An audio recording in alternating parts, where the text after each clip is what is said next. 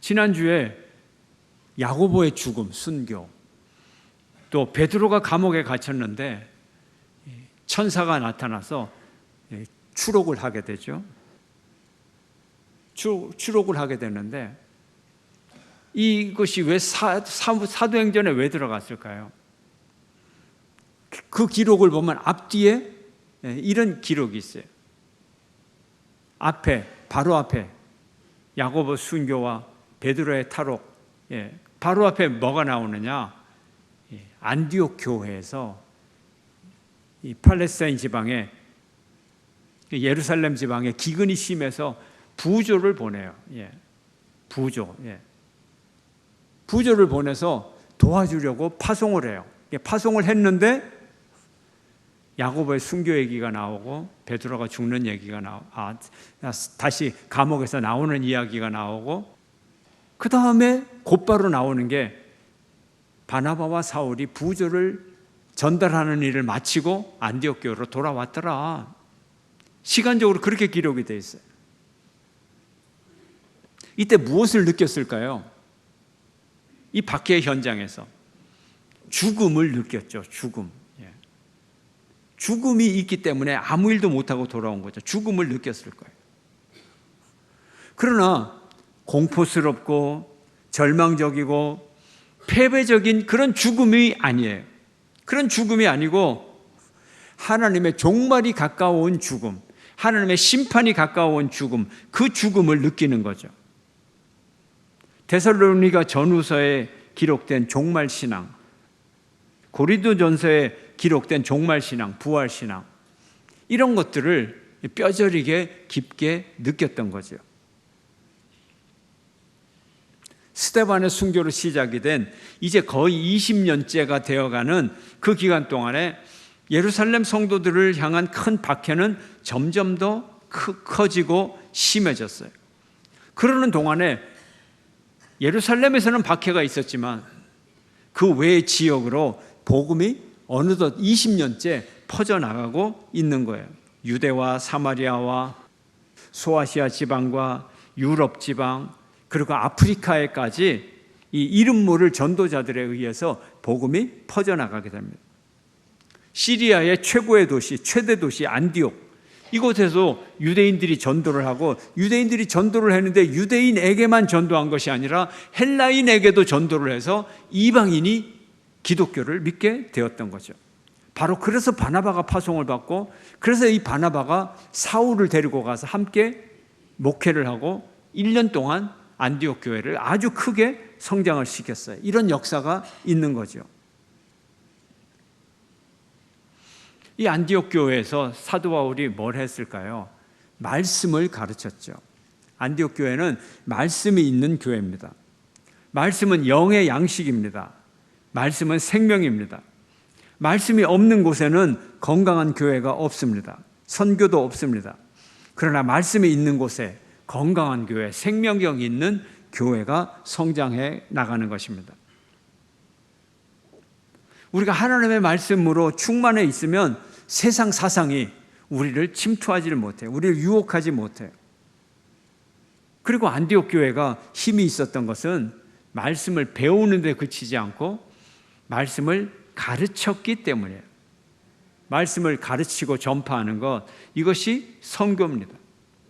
선교는 말씀을 가르치는 데서 출발해요. 배우는 데서 출발하고 가르치는 데서 출발합니다. 그래서 안디옥 교회에 보면 훌륭한 성도들이 많이 생기고 또 5명의 위대한 지도자들이 생겨났어요. 예언자들과 교사들이 늘어났어요. 5명을 소개하고 있는데 아주 다양한 사람입니다. 아까 말한 바나바 첫 번째로 소개되어 있어요. 최고의 지도자죠. 담임 목사님이죠. 구브로 태생의 디아스포라 유대인, 레위 족속, 예루살렘 교회의 중심 인물, 자기 재산을 팔아서 헌신한 사람, 마리아의 그 다락방 주인 마리아의 남동생, 마가의 외삼촌, 안디옥 교회 담임 목사. 또 시므온이라는 사람이 있어요. 로마식 이름은 니게르, 그래서 검다, 흑인이에요. 흑인. 세 번째 루기오라는 사람, 아프리카 사람이에요. 북아프리카의 구레네 출신, 리비아 출신. 네 번째 마나엔이라는 사람, 아주 이 특별한 사람이에요. 마나엔의 엄마가 누구냐 하면 헤롯 왕의 유모예요. 그러니까 헤롯 왕의 젖동생이에요. 자기 친엄마가 헤롯 왕을 이 젖으로 키웠거든요. 유모였거든요. 그러니까 젖동생이 되는 거죠. 왕의 젖동생. 권력층과 연결된 사람. 다섯 번째 사울, 아주 겸손하게 마지막에 사울을 소개합니다. 바나바의 초청으로 안디옥 교회에 온 유대교 학자 출신 교사, 뛰어난 교사, 후에 이방인의 사도가 되었죠. 이 5명을 보면 출신이 다 다르잖아요. 인종도 다르잖아요. 신분이 달라요. 자라온 배경들이 다 달라요. 아주 다양한 사람들이 모여서 안디옥 교회를 이루었고 그런 지도자들이 생겨나게 되었습니다. 물론 다양하다고 하는 것은 위험한 일이기도 합니다. 동역하기 어려운 힘든 조건을 말하기도 합니다. 어떤 사람들은 차이가 있으면 차별로 바꾸어서 서로 거리를 두고 대립하고 갈등하기도 합니다. 그러나 안디옥 교회는 다양한 사람들이 모여서 자기 생각을 고집하지 않았습니다. 이들은 오직 하나님의 생각이 무엇인가, 성령님의 뜻이 무엇인가를 위해서 오직 열심히 기도를 했습니다. 우리 성도는요, 어디서 섬기든 간에, 교회에서 섬기든 세상에서 섬기든 간에 하나님이 주신 은사로 섬겨야 되는 거예요. 은사로 섬겨야 되는 거예요. 은사가 뭡니까? 하나님이 내게 주신 선물이죠. 하나님의 것이죠. 그래서 내가 섬겨도 하나님의 것으로 섬기는 거야. 하나님이 내게 좋은 생각을 주셔서 이 생각을 순종하면서 섬기는 거야. 내가 좋은 생각이 있는데 내 생각으로 섬기는 게 아니야. 내 재산을 팔아서 내 것으로 섬기는 것이 아니고 하나님이 주신 선물로서 내가 섬기는 거예요. 내 것이 아니에요. 이것이 우리가 섬기는 자세인 것입니다. 이제 이 안디옥 교회, 금식과 기도로 전념하며 섬기는 교회였어요. 왜 금식하고 왜 기도하죠? 좀 전에 말씀드린 대로 시대적 상황이 종말론적 상황, 죽음을 눈앞에 둔 상황, 예루살렘의 핍박을 바라보면서 죽음을 눈앞에서 바라보고 온 사도 바울. 그러면 안디옥 교회는 어디로 가야 할 것인가? 나는 어디로 가야 되는가? 내가 무엇을 해야 되는가? 고민할 수밖에 없어요. 죽음을 눈앞에 두고, 종말을 눈앞에 두고. 그래서 너무나 간절하기 때문에 안디옥 교회는 금식하며 기도에 전념했던 거예요. 금식하며 기도에 전념했어요. 예레미야를 읽어볼까요? 함께 시작. 너희가 온 마음으로 나를 구하면 나를 찾을 것이요 나를 만나리라. 하나님을 찾고 하나님을 만나 뭘 구해요? 뜻을 구하는 거죠. 교회가 어디로 가야 됩니까? 내가 어떻게 살아야 됩니까? 온 마음으로 기도한다. 금식한다는 뜻이에요.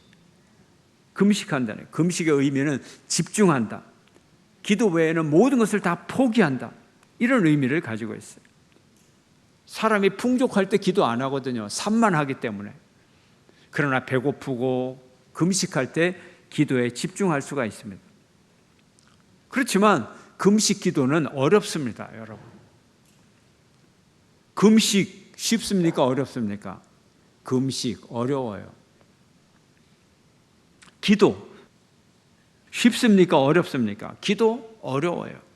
하물며 금식, 기도 두 가지가 다 어려운 거예요. 음식을 전폐하고 목숨을 포기하고 전심으로 하나님의 뜻을 발견하는 것, 모든 것을 포기하는 기도, 하나님의 뜻만을 구하는 기도, 집중할 수가 없어요. 기도가 잘 안 돼요. 이슬람교는 하루 5번씩 메카를 향하여 기도합니다. 유대교인들은 하루 3번 기도합니다. 우리 성도들은 하루 몇 번 기도하나요? 사도 바울은 말합니다. 쉬지 말고 기도하라. 이것이 우리 기독교인이 해야 될 기도예요. 5번, 3번이 아니라 쉬지 말고 기도해라. 다니엘처럼 규칙적으로 기도해라. 기도가 어려운 이유는 인간적인 생각으로 기도하기가 어렵기 때문에 그래요. 인간적인 생각으로 우리가 기도를 하면 오래 못합니다. 하나님 병 낫게 해주세요. 하나님 대학 잘 들어가게 해주세요. 하나님 우리 아들 잘 되게 해주세요. 우리 딸 잘 되게 해주세요. 하나님 교회에 부흥을 주세요. 몇 마디 기도하면 딸랑 다 끝나요. 뭘 또 기도해야 되지? 그렇지만 성령께서 오셔서 기도하게 하시면 기도가 돼요. 하루 종일 기도할 수 있어요. 걸어가면서 기도하고 밥 먹으면서도 기도하고 하루 종일 기도해요. 잠자면서도 기도하고 꿈꾸면서도 기도하고 하나님의 환상을 보여주시고 하나님의 뜻을 떠오르게 하시고 기도할 언어를 주시고 불쌍한 마음을 주시고 긍휼의 마음을 주셔서 중보기도를 해도 생각하면 생각할수록 그 중보기도 대상이 너무 불쌍하고 눈물이 계속 흐르고 기도 안 할 수가 없는 거예요. 너무 불쌍한 거예요. 기도하고 또 하고 그분이 이런 형편에 처했는데 하나님 빨리 구해주세요. 기도하고 정작 나를 위해서 기도는 그렇게 되지 않아요. 기도 어려워요, 여러분. 그러나 금식하면서 성령님의 도움을 받아서 교회 앞날과 미래를 위하여 기도하는, 그걸 알아야 되니까 죽음을 눈앞에 두고 기도하는 거예요. 기도하는 한 사람은 기도하지 않는 한 민족보다 강합니다. 기도는 우리가 가진 최고의 무기가 기도입니다. 기독교는 기도교예요. 기도 안 하는 기독교는 없어요. 기독교는 뭐다? 기도교다. 이제 안디옥 교회는 예수 그리스도를 예배하고 금식 기도를 하고 성령님의 뜻을 구했어요. 그때 이 교회에 하나님의 음성이 들렸어요. 하나님이 원하시는 바를 이들에게 계시해 주셨어요. 그 계시의 내용이 뭐냐? 바나바와 사울을 구별하여 세우라. 오늘 2절 3절 함께 읽겠습니다. 시작. 주를 섬겨 금식할 때에 성령이 이르시되 내가 불러 시키는 일을 위하여 바나바와 사울을 따로 세우라 하시니 이에 금식하며 기도하고 두 사람에게 안수하여 보내니라. 성령님께서 당신의 뜻을 알려주세요. 내가 불러 시키는 일 뭐예요? 사명을 위해서 바나바와 사울을 따로 세우라. 따로 세우라라는 것은 내어 놓아라 이런 뜻이에요. 내어 놓아라, 구별해라. 몫을 따로 탁 띄워놓는 거예요. 누구의 몫으로? 하나님의 몫으로. 그러니까 교회에서 띄어서 내보내라 이런 뜻이에요. 바나바와 사울을 선교사로 파송하라. 이것이 하나님의 말씀입니다. 이게 가능합니까, 여러분? 교회의 두 기둥입니다. 바나바와 사울. 교회의 두 기둥이에요. 아까 5명을 소개할 때도 바나바는 1번, 2, 3, 4, 그다음 5번 사울, 양쪽 딱 기둥이잖아요. 담임 목사님을 선교사로 보내버려라. 최고의 성경교사 사울을 선교사로 보내버려라. 그런데 이 교회가 몇 살 먹었죠? 아직 2돌이 안 됐어요. 1살이 넘어서 돌 지났어요. 여러분, 돌 지난 여러분의 아이, 2살이 채 안 된 아이를, 그것도 엄마 아빠 둘 다 떠나라는 얘기예요. 바나바는요 부드러워요. 부드러운, 감싸주는 사람이에요. 위로하는 사람이에요. 엄마의 성격을 갖고 있어요. 사도 바울은 이것도 모르냐? 그리고 막 가르치는 타입에 이렇게 해야 돼. 사울이 얼마나 이 강직한 사람인지 몰라. 아버지 역할을 하는 거예요. 교회 아버지와 엄마를 따로 띄어서 애들끼리만 살아가라. 돌 지난 아이들. 이게 성령님의 뜻이었어요. 자, 어떻게 했을까요? 오늘 3절 읽었잖아요. 안디옥 교회 성도들은 성령님의 뜻에 순종하여 2 사람을 선교사로 안수하여 보내니라. 선교사로 파송을 했어요. 하나님의 음성을 들으면 거역할 수가 없어요. 이사야가 이렇게 고백을 했습니다. 함께 읽어볼까요? 시작. 내가 또 주의 목소리를 들으니 주께서 이르시되 내가 누구를 보내며 누가 우리를 위하여 갈고 하시니 그때 내가 이르되 내가 여기 있나이다 나를 보내소서 하였더니 하나님이 누가 나를 위하여 갈고 내가 나를 보내소서 이사야가 고백을 했어요. 안디옥 교회에서는 바나바와 사울이 고백을 하고 성도들이 그 지도자를 보내주었어요. 그런데 이 안디옥 교회는 2000년 기독교 역사상의 최고의 선교적 교회입니다. 바울 선교의 중심지, 바울 선교의 본부가 되었습니다. 선교를 하려면 본부가 있어야 되죠. 본부에서 물자도 지원해주고 기도도 하고 본부가 있어야 되는 거예요. 바울 선교의 그 위대한 바울 선교의 본부가 안디옥 교회가 되었어요. 1, 2, 3차 선교의 출발지가 안디옥 교회, 1, 2차 선교의 도착지가 안디옥 교회, 선교 본부가 안디옥 교회. 이것이 어떤 의미를 갖느냐? 역사적 의미를 가져요. 안디옥 교회가 나타나기 전에는 모든 것의 중심은 예루살렘에 있었어요. 그리고 인종적으로는 유대인들에게 있었어요. 종교적으로는 유대교 안에 있었어요. 그런데 인종적으로 유대인이 아니라 이방인, 장소적으로 예루살렘이 아니라 이방 땅, 또 종교적으로 유대교가 아니라 이제는 완전히 독립된 기독교, 그리스도인, 모든 것이 새로워졌어요. 예루살렘 교회는 죽음의 공포 앞에서, 핍박 앞에서 꼼짝도 못하고 있을 때 하나님의 새로운 역사가 이방 땅에서 시작이 되는 거예요. 그래서 하나님이 떠나라, 이제 더 위대한 일을 위하여 떠나라고 말씀하고 계시는 것입니다. 교회는 그리스도를 머리로 한 생명 공동체입니다. 안디옥 교회는 바로 생명 공동체로 거듭났어요. 첫걸음이 금식하며 기도하고 그 응답대로 선교사로 바울과 바나바를 파송했던 것입니다. 즉각적으로 공식적인 파송 의식을 거행했습니다. 성령의 음성에 즉각적인 순종을 했습니다. 안디옥 교회는 세계 선교를 위해서 온전히 헌신했습니다. 설립한 지 2년도 채 안 되었는데 더구나 바나바와 사울, 없어서는 안 될 기둥 같은 두 존재들을 선교사로 파송을 해버렸어요. 자, 선교는 희생이에요. 전도는 희생이에요. 자기 희생이 없는 곳에 새 생명이 잉태되지 않습니다. 산모가 죽을 각오를 하고 출산을 해야 한 생명이 이 세상에 태어나는 거예요. 한 알의 밀이 땅에 떨어져 죽어야 열매를 맺는 거예요. 예수 그리스도께서 십자가에 못 박혀서 돌아가셔야 온 인류가 구원을 얻는 것입니다. 이것이 성령의 역사입니다.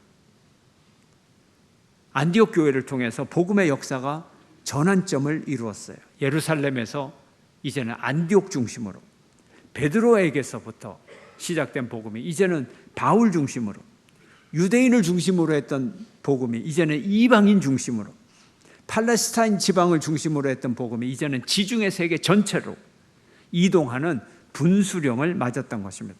역사적인 대전환점을 맞았던 것입니다. 안디옥 교회처럼 우리가 주의 나라와 의를 위해 온전히 헌신하고 희생하고 있습니까? 2023년도, 2024년도를 위해서, 이 시대를 위해서 우리는 무엇을 해야 될 것인가? 이 시대의 역사를 바라보면서 우리는 어떤 위기를 느끼는가? 내가 뭘 해야 되는가? 금식하며 기도하며 교회가 나갈 길, 우리 성도들이 나갈 길을 위해서 우리가 함께 찾고 있습니까? 혹시 과거에 이스라엘처럼 자기 바벨탑을 쌓고 자기 유익만을 위해서 무사 안일주의로 그렇게 지내고 있지는 않습니까? 선교는 교회를 향한 성령님의 위대한 지상명령이에요. 선교사를 파송하고 계획하고 준비하고 모든 과정을 성령님이 주도하고 교회는 순종함으로 일이 진행이 되는 거예요. 삶의 현장을 멀리하고 도피하고 교회라는 울타리 안으로 피난을 오는 그런 것이 아니에요. 그런 것이 아니에요. 우리는 교회에서 성령의 음성을 듣고 삶의 현장으로 파송을 받는 그런 선교사예요. 삶의 현장 속에 우리가 더 깊이 들어가야 되는 거예요. 교회에 오는 것이 목적이 아니라니까요.